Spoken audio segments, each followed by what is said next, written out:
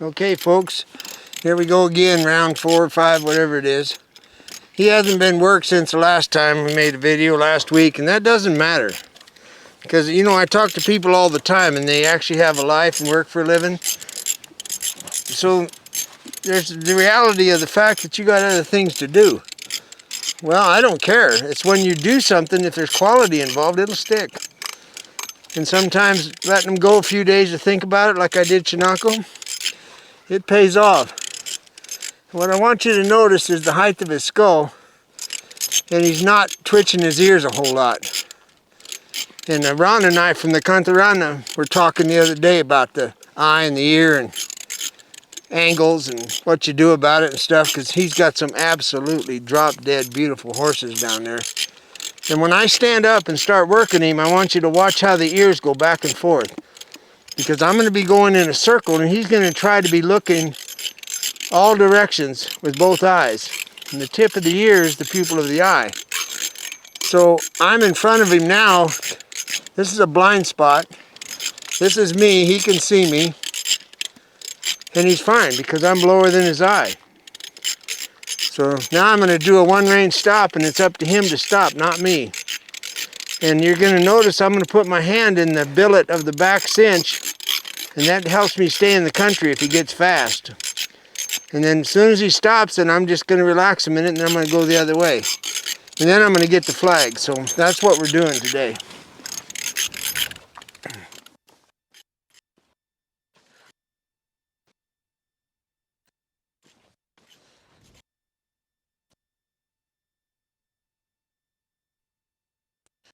I like doing this in my arena because if he tries to leave the country, he might fold up like a lawn chair because he's stumbling over these poles. And I really, really want that to happen. Let him hit them. Okay, folks, I'm going to start the one-range stop inside the corral because I'm going to be, next time I work this horse, I'll probably ride him. And that's why I want to make sure the one-range stop is done. And when you're doing this, it helps to tuck your rope in your belt like this. That way you don't get embarrassed by falling. Left hand.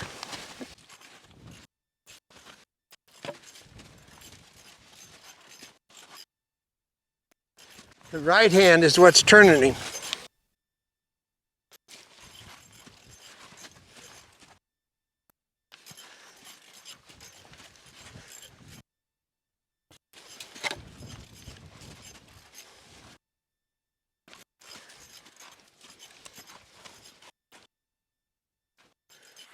Now, please understand that I didn't ask him to keep going. He kept going. That's up to him to stop, not me. So now I'm going to go to the other direction and just watch, and it's the same thing, just the other side. Now you can hang on here if you want to, but I prefer holding on to the back cinch.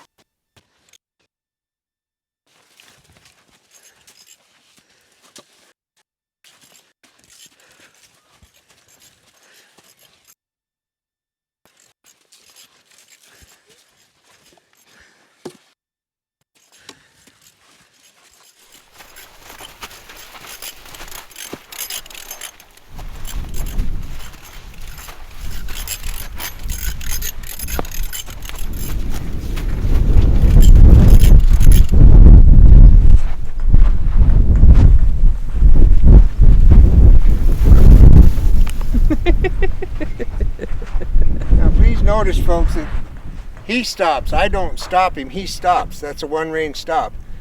So if you're doing this from their back and you commit to making a one-range stop on flat ground, not on the side of a hill, you go until their hind feet stop moving. You don't just bend them once and call it good. You got to feel those hind legs cross or it's not going to work.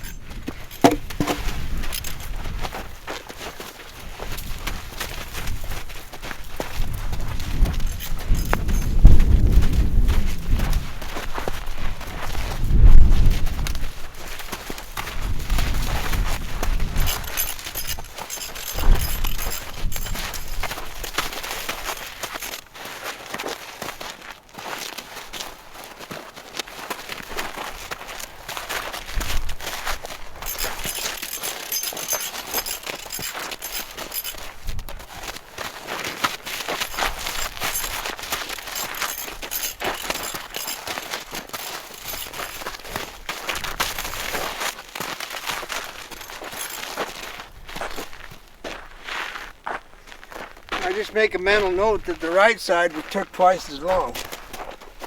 Okay.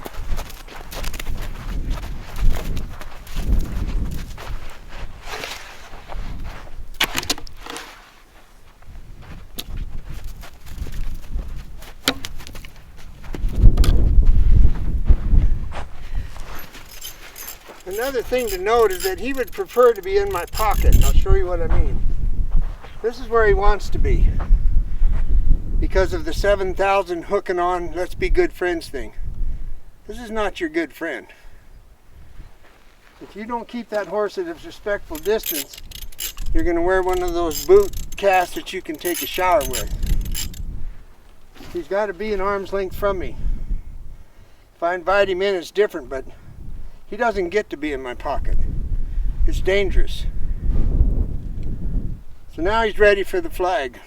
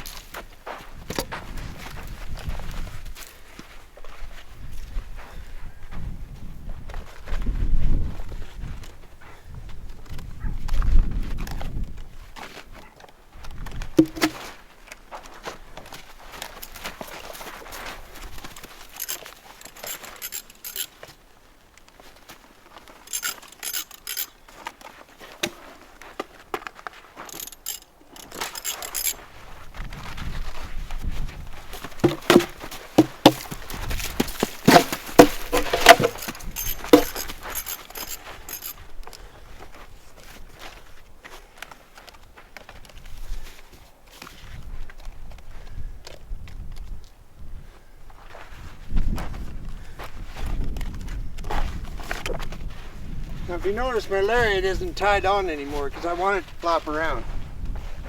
That's just something trivial that you'll want to know because you need it to do this.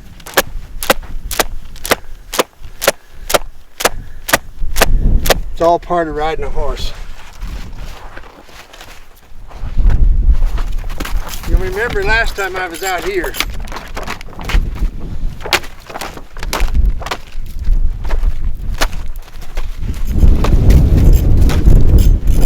I'm wandering around, just see how many times he crosses his hind legs.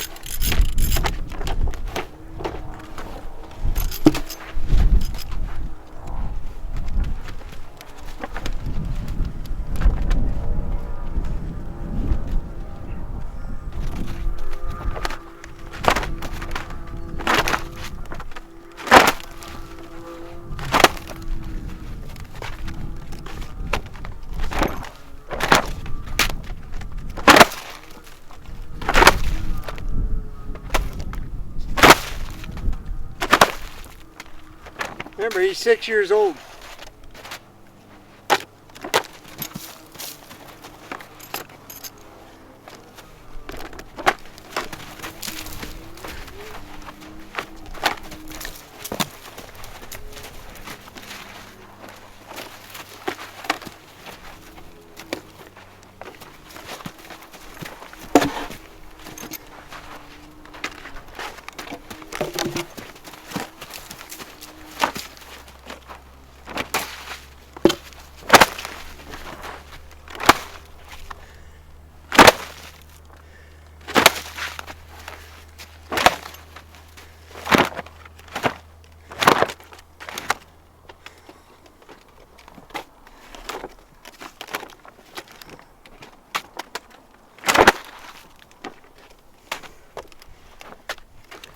Now, the table's just turned.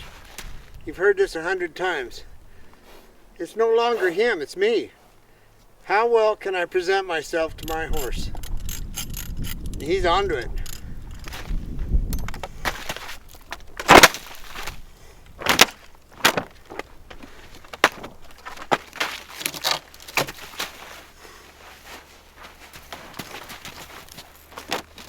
Now, for those of you that are challenged, you got the left eye, here's the right eye. If you're not Irish, I feel sorry for you.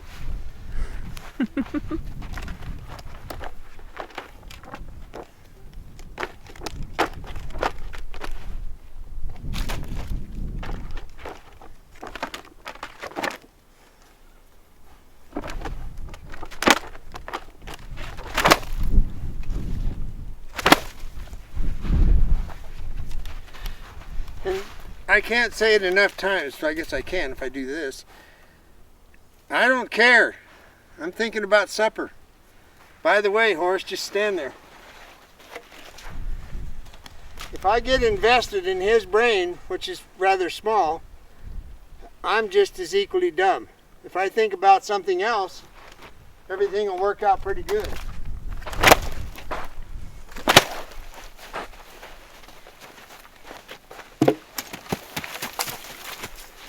Moving around isn't real comfortable. Standing still is real comfortable.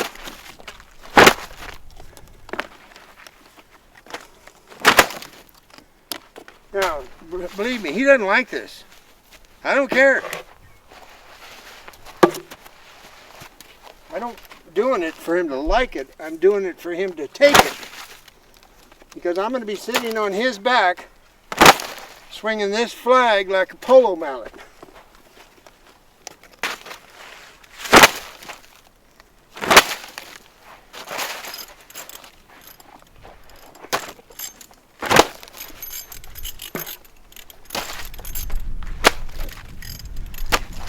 Now I want you to watch his skull right now.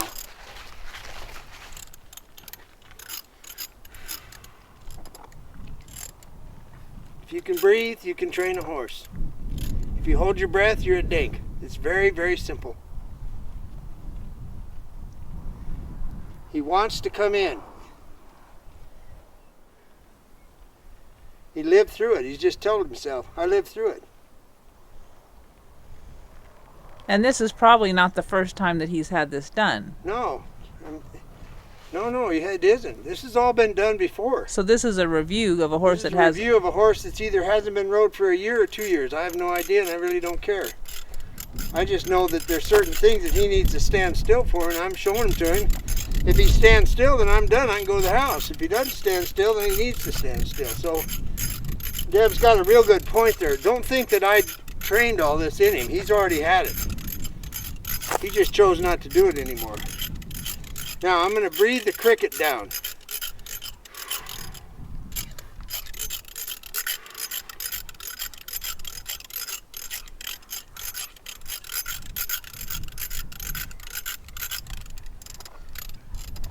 That's how you slow the cricket down.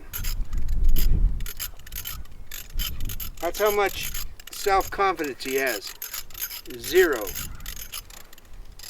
Nothing personal.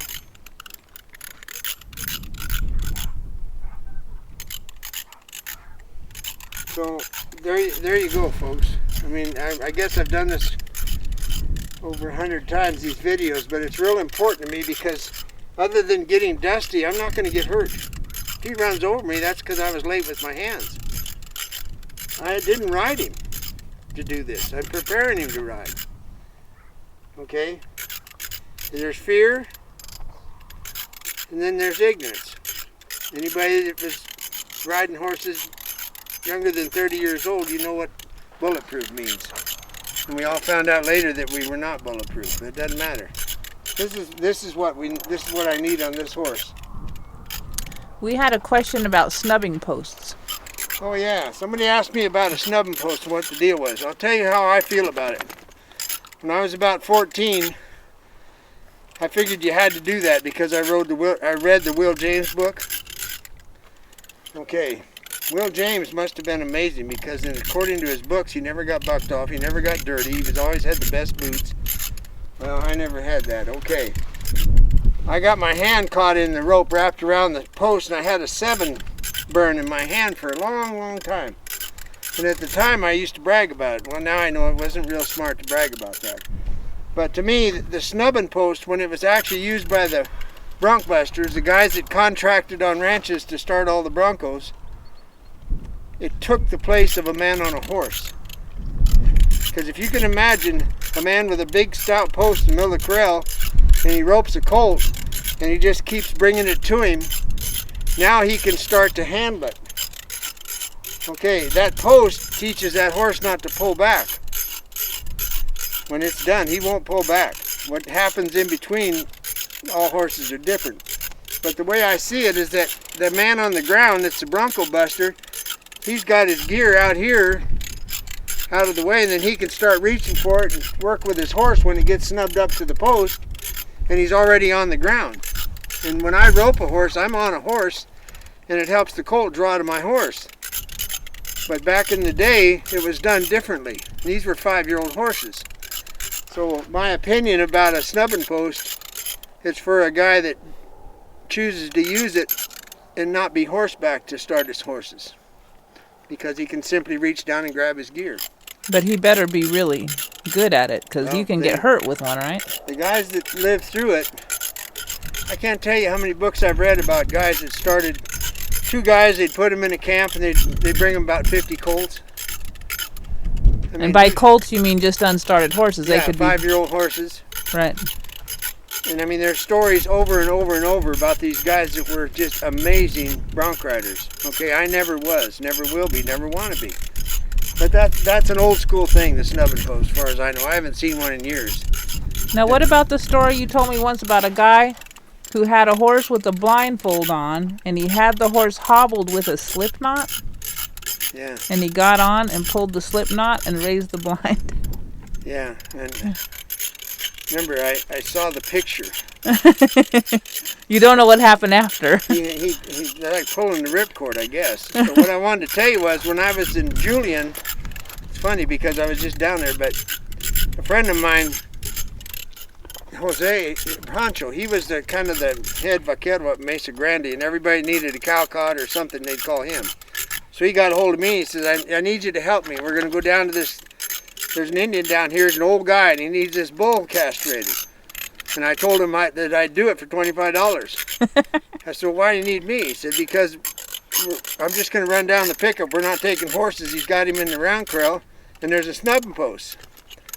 And I said, okay. So that means we're going to rope him and choke him down on the end of the snubbing post and castrate him and da-da-da. Yeah. So I go down there because I'm 30 years old average. $25. I walk in the corral and I go up to check the post and I hit it and it fell over. And I was like, hey, partner. We got a little problem. Well, we ran her then. So we roped it, put one rope on a corral post that held. Finally got it all done. Went to this old man and he says, okay, partner, he's castrated, $25. He says, I don't have $25. And I'm like, are you kidding me? Now this guy must have been 90. He was on that Santa Isabel res. And he said, well, we made a deal. You owe us $25. He says, I don't have $25. So he's getting mad, and I'm just shaking my head. Finally, he says, "You better pay us the $25. We're turning this thing out." And that old man looked at him and goes, "You got change for 100?" That's pretty funny. He's right. He didn't have 25. He only had 100. How funny. I never forgot that. So anyway, it really felt good to go down there to that ranch and run into people that knew some of the people that are still upright that I got to ride with. Some of the best Indian cowboys you ever met in your life, man. Now, was it one of those guys where you heard a story where the horse was bucking and the guy would tip his head and then he'd be on the ground sitting on its side? No, that was on the Tejon. Oh, okay. The Tejon had all Indian crew at one time, and this young man, Buddy Montez would know his name, but the horse would jump up in the air and he'd pull his head up sideways and it would hit the ground on its side and he would be sitting on it without crushing his leg. He'd get his foot out of the stirrup and be sitting on the horse. That's forking. That is. Never, ever have I actually seen it and or would try. But anyway, this is the point today. To tell him over and over, you don't have to get bothered about all this. All you got to do is grow up and quit acting like a baby. See that their left front foot step forward? Just because I paid him a little bit of a tension, he thought he could walk in. 1 inch forward has to be corrected. So when you're on his back and he steps 1 inch forward and I had him stand still, I have to put that foot back. Because you didn't ask him in. I didn't ask him for it. I'm the boss. I'm running this deal. I'm not going to ask you to jump too far, but you damn sure going to do what I ask you. Okay, so that's the reality of how to be a fair leader. If you want a best friend, go down and hang out at the YMCA. If you're going to start a horse or work with a colt, you better do it like a businessman. Okay, folks. I'm forgetting everything else I was supposed to cover, but that's pretty much it. Thank you. Adios. Put your head down. Put your head down.